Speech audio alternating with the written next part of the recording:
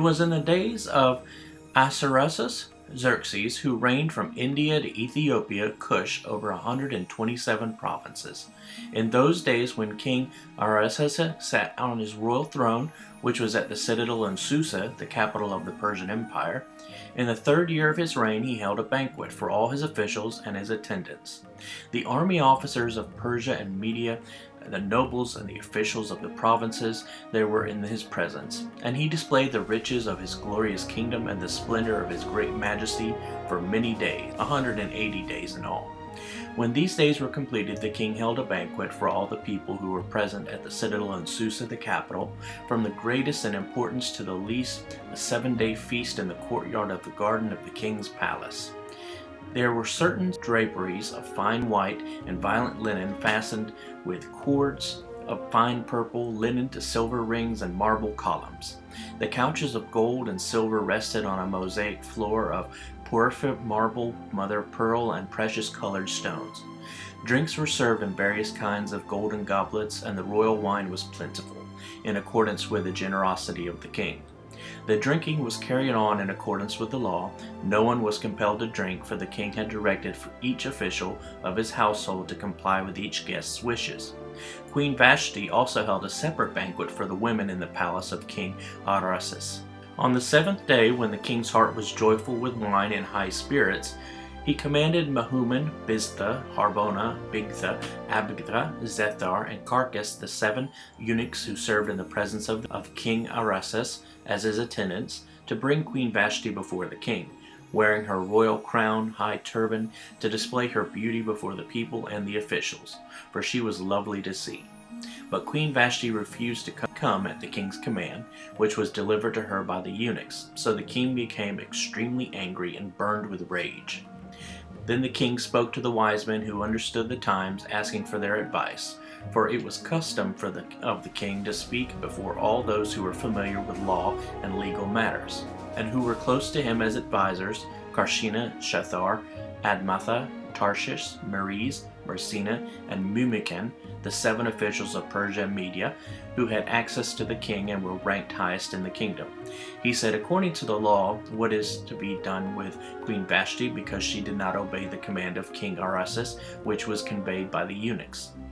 And Mumikan answered in the presence of the king and the officials, Vashti the queen has not only wronged the king, but also all the officials, royal representatives, and all the people who are in all the provinces of King Artaxerxes. For the queen's conduct will become known to all women, causing them to look on their husbands with contempt and disrespect, since they will say, King Artaxerxes commanded Queen Vashti to be brought before him, but she did not come. This very day, the ladies of Persia and Media, who have heard of the queen's refusal, will speak in the same way to all the king's officials, and there will be plenty of contempt and anger. If it pleases the king, let a royal command be issued by him, and let it be written in the laws of the Persians and Medes, so that it cannot be repealed or modified. What Vashti is no longer to come before King Artaxerxes, and let the king give her royal position to another who is better and more worthy than she.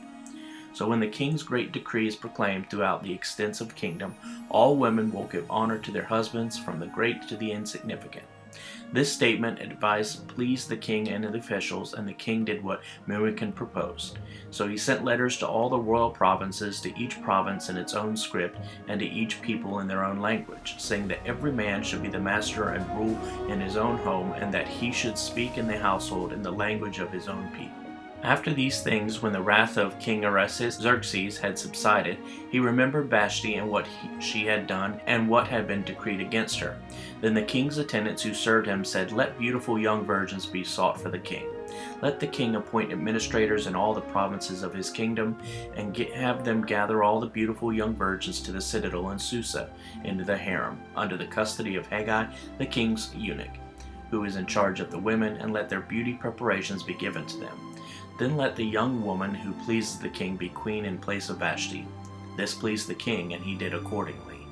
There was a certain Jew in the citadel of Susa, whose name was Mordecai, the son of Jair, the son of Shimei, the son of Kish, a Benjamite, who had been deported from Jerusalem with the captives who had been exiled with Jenochiah, king of Judah, whom Nebuchadnezzar, the king of Babylon, had exiled. He was the guardian of Hadassah, that is, Esther, his uncle's daughter, for she had no father or mother. The young woman was beautiful of form and face, and when her father and mother died, Mordecai took her in as his own daughter. So it came about when the king's command and his decree were proclaimed, and when many young women were gathered together in the citadel of Susa in the custody of Haggai, that Esther was taken to the king's palace and placed in the custody of Haggai, who was in charge of the women. Now the young woman pleased Haggai and found favor with him, so he quickly provided her with beauty preparations and her portion of food, and he gave her 7 choice maids from the king's palace. Then he transferred her and her maids to the best place in the harem. Esther did not reveal the Jewish background of her people or her family, for Mordecai had instructed her not to do so. Every day Mordecai, who was an attendant at the king's court, walked back and forth in front of the courtyard of the harem to learn how Esther was getting along and what was happening to her. Now when it was each young woman's turn to go before King Ahasuerus, after the end of her 12 months under the regulations for the women, for the 6 days of their beautification were completed as follows: 6 months with oil of myrrh, and 6 months with sweet spices and perfumes and the beauty preparations for women. Then the young woman would go before the king in this way. Anything that she wanted was given her to take with her from the harem into the king's palace. In the evening she would go in, and the next morning she would return to the second harem, to the custody of Shagas, the king's eunuch, who was in charge of the concubines. She would not return to the king unless he delighted in her, and she was summoned by name. And now as for Esther, the daughter of Abihail, the uncle of Mordecai, who had taken her in as his own daughter, when her turn came to go to the king, she requested nothing except what Haggai, the king's eunuch and attendant, who was in charge of the women, advised. And Esther found favor in the sight of all who saw her. So Esther was taken to King Ahasuerus to his royal palace in the 10th month, that is the month of Tebeth des January, in the 7th year of his reign. Now the king loved Esther more than all the other women, and she found favor and kindness with him more than all the other virgins, so that he set the royal crown on her head and made her queen in the place of Vashti. Then the king held a banquet, Esther's banquet, for all his officials and his servants, and he made a festival for the provinces and gave gifts in accordance with the resources of the king. And when the virgins were gathered together the second time, Mordecai was sitting at the king's gate. Esther had not revealed her family or her that is, her Jewish background, just as Mordecai had instructed her. For Esther did what Mordecai told her, just as when she was under his care. In those days, while Mordecai was sitting at the king's gate, Bigthag and Teresh, 2 of the king's eunuchs who guarded the door, became angry and conspired to attack King Ahasuerus. But the plot became known to Mordecai, who informed Queen Esther, and Esther told the king in Mordecai's name. Now when the plot was investigated and found to be true, both men were hanged on the gallows, and it was recorded in the book of the Chronicles in the king's presence. After these things, King Xerxes promoted Haman, the son of Hammedatha the Agagite, and advanced him and established his authority over all the officials who were with him. All the king's servants who were at the king's gate in royal service bowed down and honored and paid homage to Haman, for this is what the king had commanded in regard to him. But Mordecai, a Jew of the tribe of Benjamin, neither bowed down nor paid homage to him. Then the king's servants who were at the king's gate said to Mordecai, "Why are you disregarding the king's command?" Now it happened when they had spoken to him day after day, and he would not listen to them, that they told Haman to see whether Mordecai's reason for his behavior would stand as valid, for he had told them that he was a Jew. When Haman saw that Mordecai neither bowed down nor paid homage to him, he was furious. But he disdained laying hands on Mordecai alone, for they had told him who the people of Mordecai were, his nationality.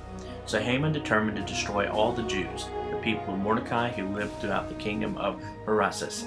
In the first month, the month of Nisan, March to April, in the 12th year of King Ahasuerus, Haman cast pure, that is, the lot, cast before him day after day to find a lucky day to approach the king. Month after month until the 12th month, the month of Adar, February to March. Then Haman said to King Ahasuerus, "There is a certain people scattered abroad and dispersed among the peoples in all the provinces of your kingdom. Their laws are different from those of all other people, and they do not observe the king's laws. Therefore, it is not in the king's interest to tolerate them and let them stay here. If it pleases the king, let it be decreed that they be destroyed, and I will pay 10,000 talents of silver into the hands of those who carry out the king's business, to put into the king's treasuries." Then the king removed his signet ring from his hand, that is the special ring which was used to seal his letters, and gave it to Haman the son of Hammedatha the Agagite, the enemy of the Jews. The king said to Haman, "The silver is given to you, and the people also, to do with them as you please." Then the king's scribes, secretaries, were summoned on the 13th day of the first month, and it was written just as Haman commanded to the king's satraps, chief rulers, and to the governors who were over each province, and to the officials of each people. Each province according to its script writing, each people according to their own language, being written in the name of King Artaxerxes and sealed with the king's signet ring. Letters were sent by couriers to all the king's provinces to destroy, to kill, and to annihilate all the Jews, both young and old, women and children, in one day, the 13th day of the 12th month, which is the month of Adar, March 7th, 473 BC, and to seize their belongings as plunder. A copy of the edict to be decreed as law in every province was published to all the peoples, so that they would be ready for this day. The couriers went out hurriedly by order of the king, and the decree was issued at the citadel in Susa. And while the king and Haman sat down to drink, the city of Susa was perplexed by the unusual and alarming decree. Now when Mordecai learned of everything that had been done, he tore his clothes in mourning, and put on sackcloth and ashes, and went out into the center of the city, and cried out loudly and bitterly. He went only as far as the king's gate, because no one was to enter the king's gate dressed in sackcloth. In each and every province that the decree and the law of the king reached, there was great mourning among the Jews, with fasting, weeping, and wailing, and many lay on sackcloth and ashes. When Esther's maids and her eunuchs came and told her what had happened, the queen was seized by great fear. She sent garments to clothe Mordecai so that he would remove his sackcloth, but he did not accept them. Then Esther summoned Hathach, one of the king's eunuchs, who the king had appointed to attend her, and ordered him to go to Mordecai to find out what this issue was and why it had come about. So Hathach went out to Mordecai in the open square of the city, which was in front of the king's gate. Mordecai told him everything that had happened to him, and the exact amount of money that Haman had promised to pay to the king's treasuries for the destruction of the Jews. Mordecai also gave him a copy of the text of the decree which had been issued in Susa for the Jews' destruction, so that he might show Esther and explain it to her, and order her to go in to the king to seek his favor and plead with him for the lives of her people. Hathach came back and told Esther what Mordecai had said. Then Esther spoke to Hathach and ordered him to reply to Mordecai, saying, "All the king's servants and the people of the king's provinces know that for any man or woman who comes to the king to the inner court without being summoned, he has but one law, that he is to be put to death, unless the king holds out to him the golden scepter, so that he may live. And as for me, I have not summoned to come to the king for these last 30 days. So they told Mordecai what Esther had said. Then Mordecai told them to reply to Esther, "Do not imagine that you in the king's palaces can escape any more than all the Jews. For if you remain silent at this time, liberation and rescue will arise for the Jews from another place, and you and your father's house will perish, since you did not help when you had the chance.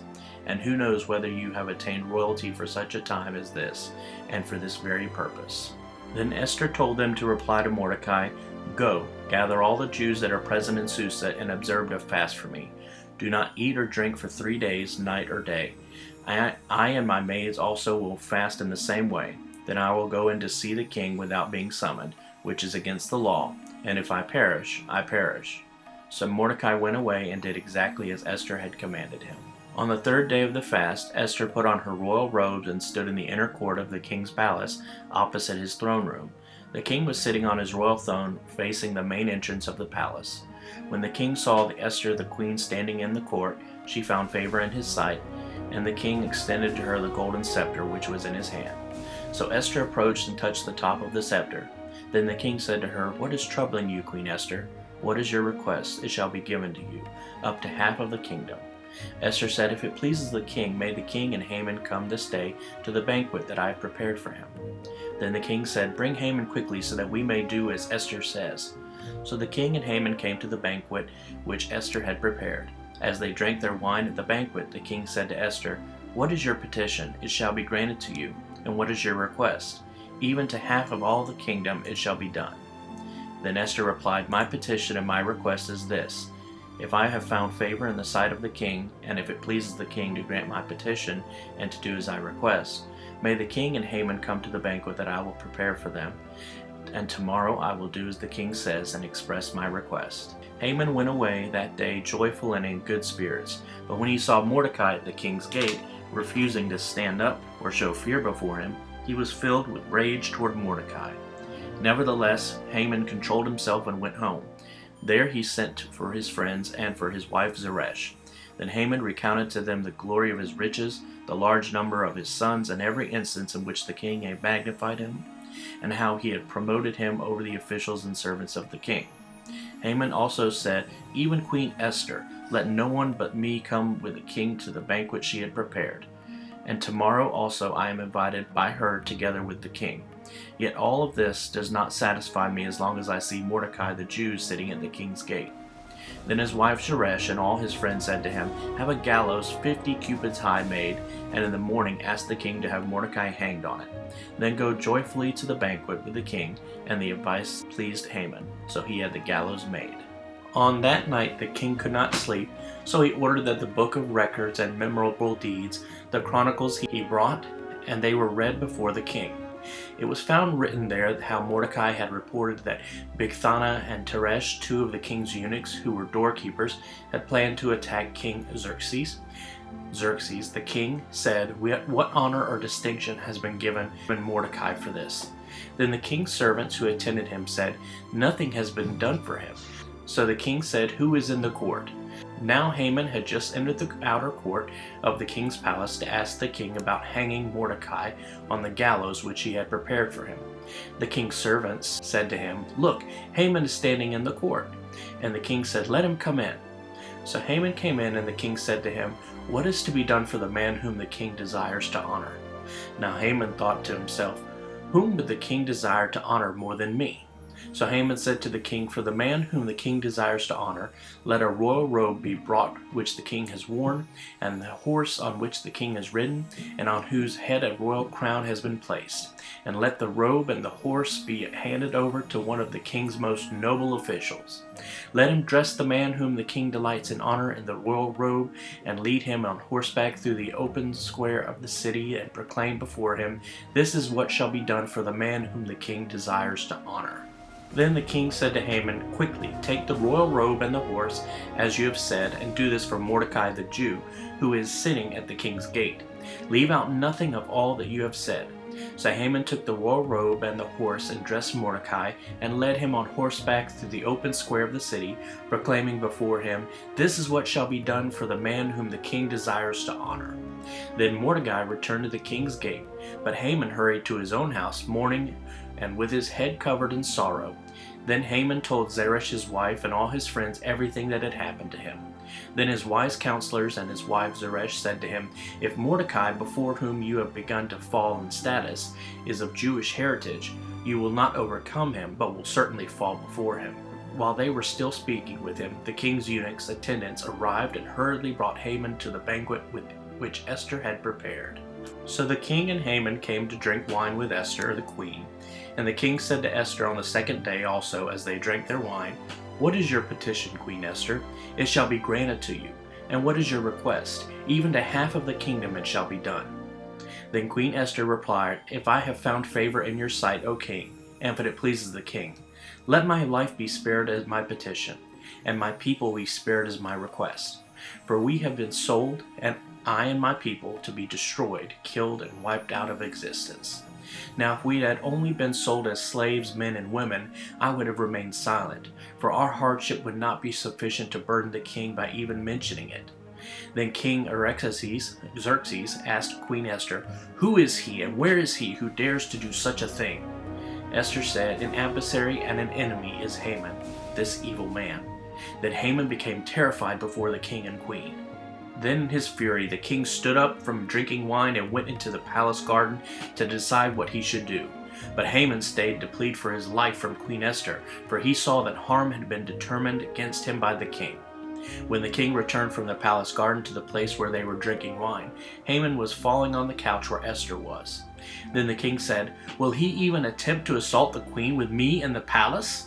As the king spoke those words, the servants covered Haman's face in preparation for execution. Then Harbona, one of the eunuchs serving the king, said, "Now look, there are gallows 50 cubits 75 feet high standing at Haman's house, which Haman made for Mordecai, whose good warning saved the king." And the king said, "Hang him on it." So they hanged Haman on the gallows that he had prepared for Mordecai. Then the king's anger subsided. On that day, King Xerxes gave the house of Haman, the enemy of the Jews, to Queen Esther, and Mordecai came before the king, because Esther had disclosed what relation he was to her. The king took off his signet ring, which he had taken away from Haman, and gave it to Mordecai, and Esther put Mordecai in charge of the house of Haman. Then Esther spoke again to the king, and fell down at his feet, and wept and implored him to avert the evil plot of Haman the Agagite, and his plan which he had been devised against the Jews, because the decree to annihilate the Jews was still in effect. Then the king held out to Esther the golden scepter. So Esther arose and stood before the king. Then she said, "If it pleases the king, and if I have found favor before him, and the matter is proper in the king's view, and am I pleasing in his sight, let it be written to revoke the letters devised by Haman, the son of Hammedatha, the Agagite, which he wrote in order to destroy the Jews who are on all the king's provinces. For how can I endure to see the tragedy that will happen to my people? Or how can I endure to see the destruction of my kindred?" Then King Xerxes said to Queen Esther and to Mordecai the Jew, "Behold, I have given Esther the house of Haman, and they have hanged him on the gallows because he stretched out his hand against the Jews. Also concerning the Jews, write as you see fit in the king's name, and seal it with the king's signet ring, for a decree which is written in the king's name and sealed with the king's signet ring may not be revoked." So the king's scribes were called at that time in the 3rd month, that is the month of Sivan, and the 23rd day, and it was written in accordance with everything that Mordecai commanded to the Jews, to the chief rulers, satraps, and the governors and officials of the provinces which extended from India to Ethiopia, Cush. 127 provinces, to every province in its own script writing, and to every people in their own language, and to the Jews according to their script and their language. He wrote a decree in the name of King Xerxes, and sealed it with the king's ring, and sent letters by couriers on horseback, riding on the royal male relay horses, the offspring of the racing mares. In it the king granted the Jews who were in every city the right to assemble and to defend their lives, to destroy, to kill, and to annihilate any armed force that might attack them, their little children and women, and to take the enemy's goods as plunder. On one day in all the provinces of King Xerxes, the 13th day of the 12th month, that is the month of Adar, a copy of the edict was to be issued as a law in every province and as a proclamation to all peoples, so that the Jews would be ready on that day to avenge themselves on their enemies. So the couriers who were mounted on the royal relay horses left quickly, urged on by the king's command, and the decree was issued at the citadel in Susa, the capital. Then Mordecai departed from the presence of the king in royal apparel of blue and white, with a large crown of gold, and with a robe of fine linen and purple wool. And the city of Susa shouted and rejoiced. For at this time the Jews had light, a dawn of new hope and gladness and joy and honor. In each and every province and in each and every city, wherever the king's command and his decree arrived, the Jews celebrated with gladness and joy, a feast and a holiday. And many among the peoples of the land became Jews, for the fear of the Jews and their God had fallen on them. Now in the 12th month, that is the month of Adar, on the 13th day, when the king's command and edict were about to be executed, on the very day when the enemies of the Jews had hoped to gain power over them and slaughter them, it happened the other way around, so that the Jews themselves gained power over those who hated them. The Jews assembled in their cities throughout the provinces of King Xerxes to apprehend those who wanted to do them harm, and no one could stand before them, for the fear of them and their God had fallen on all the peoples. Even all the officials of the provinces and the chief rulers, satraps, and the governors, and those who attended to the king's business supported the Jews in defeating their enemies, because the fear of Mordecai and his God's power had fallen on them. For Mordecai was great and respected in the king's palace, and his fame spread throughout all the provinces, for the man Mordecai became greater and greater. So the Jews struck all their enemies with the sword, killing and destroying them, and they did what they pleased to those who hated them. At the citadel in Susa, the Jews killed and destroyed 500 men, and they killed Parshatha, Dalman, Aspatha, Paratha, Dalia, Adradatha, Palmashata, Arase, Aradai, and Basiath, the 10 sons of Haman, the son of Hammedatha, the Jews' enemy, but they did not lay their hands on the plunder. On that day, the number of those who were killed at the citadel in Susa was reported to the king. Then the king said to Queen Esther, "The Jews have killed and destroyed 500 men and the 10 sons of Haman at the citadel in Susa. What then have they done in the rest of the king's provinces? Now what is your petition? It shall be granted to you. What is your further request? It shall also be done." Esther replied, "If it pleases the king, let it be granted to the Jews who are in Susa to act tomorrow also in accordance with the decree of today, and let the dead bodies of Haman's 10 sons be hanged on the gallows." So the king commanded it to be done. The decree was given in Susa, and they hanged the bodies of Haman's 10 sons. The Jews who were in Susa also gathered together on the 14th day of the month of Adar and killed 300 men in Susa, but they did not lay their hands on the plunder. Now the rest of the Jews who were in the king's provinces assembled to defend their lives and rid themselves of their enemies, and kill 75,000 of those who hated them, but they did not lay their hands on the plunder. This was done on the 13th day of the month of Adar, and the 14th day they rested and made it a day of feasting and rejoicing. But the Jews who were in Susa assembled on the 13th and the 14th of the same month, and on the 15th day they rested and made it a day of feasting and rejoicing. Therefore the Jews of the villages who live in the rural unwalled towns made the 14th day of the month of Adar a holiday for rejoicing and feasting and sending choice portions of food to one another. Now Mordecai recorded these events, and he sent letters to all the Jews who lived in all the provinces of King Artaxerxes, both near and far, obliging them to celebrate the 14th day of the month of Adar and the 15th day of the same month annually, because on those days the Jews rid themselves of their enemies, and as the month which is turned for them from grief to joy and from mourning into a holiday. And they should make them days of feasting and rejoicing and sending choice portions of food to one another and gifts to the poor. So the Jews undertook what they had started to do and what Mordecai had written to them. For Haman, the sons of Hammedatha the Agagite, the enemy of all the Jews, had plotted against the Jews to destroy them, and had cast pur, that is, the lot, to find the right time to disturb and destroy them. But when it came before the king, he commanded in writing that Haman's wicked scheme which he had devised against the Jews was to return on his own head, and that he and his sons should endure what he planned for the Jews and be hanged on the gallows. Therefore they called these days Purim, after the name Pur, Lot. And because of all the instructions in this letter, and what they had faced in this regard, and what had happened to them, the Jews established and made it a custom for themselves and for the descendants, and for all who joined them, so that they would not fail to celebrate these 2 days, as it is written, and at the appointed time annually. So these days were to be remembered and celebrated throughout every generation, every family, every province, and every city. And these days of Purim were not to cease from among the Jews, nor their memory fade from their descendants. Then Queen Esther, the daughter of Abihail, with Mordecai the Jew, wrote with full power and authority to confirm this second letter about Purim. He sent letters to all the Jews, to the 127 provinces of the kingdom of Artaxerxes, in words of peace and truth, to establish these days of Purim to be observed at their appointed times, just as Mordecai the Jew and Queen Esther had established for them, and as they had established for themselves and for their descendants, with instructions regarding their times of fasting and their lamentations, expressions of needing help. The command of Esther established these customs for Purim, and it was written in the book of the royal archives. King Artaxerxes imposed a tax on the land and on the coastlands of the sea, and all the accomplishments of his authority and strength, and the full account of the greatness of Mordecai, to which the king had raised him. Are they not written in the book of the chronicles of the kings of Media and Persia? For Mordecai the Jew was second only to King Artaxerxes, and great among the Jews, and in favor with many fellow people, for he worked for the good of his people, and spoke for the welfare and peace of his whole nation.